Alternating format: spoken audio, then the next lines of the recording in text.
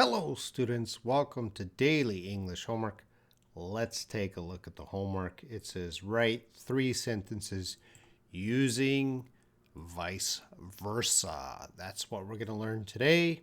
And by the end of this video, you will be a master of how to use vice versa. And of course, you need to do the homework. The homework is free and open to everyone. So please watch the video, do the homework, and I will check the homework. And when you post your homework, check the grammar, punctuation, and spelling, please. And you post your homework in the comments section below this video. Let's get into vice versa. What does this mean? Very common. You will hear it. I'm sure a lot of you already know it and use it, but it's good to practice some more.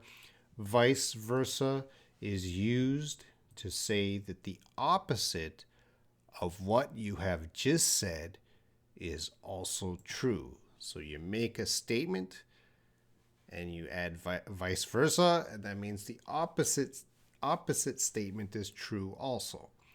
Let's look at our examples so we can understand a little bit better. I have an example sentence here. It takes me 1 hour to commute to work. So of course, commute, go to work or go home. It takes me 1 hour to commute to work, and it takes me 1 hour to commute home. So we have commuting to work and the opposite, commuting home. Now I can write the sentence like this, but it's a long sentence. So 1 hour to work, 1 hour to home. So 1 hour to work, and the opposite is true, 1 hour home. So a native speaker is going to use vice versa. So it takes me 1 hour to commute to work, and we usually use and before vice versa, not always. So it takes me 1 hour to commute to work and vice versa. And when someone says vice versa, I know the opposite is true. So it takes me 1 hour to commute to work and vice versa. Then I know, oh, it takes that person also 1 hour to commute home. Let's look at another sentence. Our bodies take care of our minds and vice versa. So my statement, our bodies take care of our minds and vice versa. The opposite is also true. Our minds take care of our bodies. Another example. It is important for students to engage with their teachers and vice versa. So it's important for students to engage with the teachers and vice versa. It's important for teachers to engage with their students. So the opposite is true. And here's another one. An attractive man wants to meet an attractive woman and vice versa.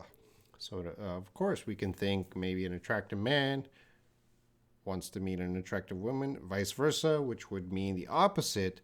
An attractive woman wants to meet an attractive man. Here's another example. She doesn't respect her husband and vice versa. So yeah, she doesn't respect the husband and vice versa. The opposite is true. The husband doesn't respect her, his wife. And another one. Some women prefer to wear a lighter top with a darker bottom, or vice versa. So here's one using or.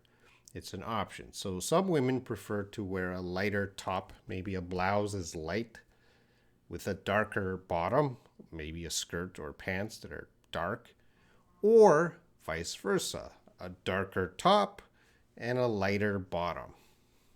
All right, those are my examples of vice versa. I think you should have a good understanding of what it means and how to use it. Now you have to do the homework, write 3 sentences using vice versa, fix them up nice, post them in the comments. All right, that's your homework. Please do it.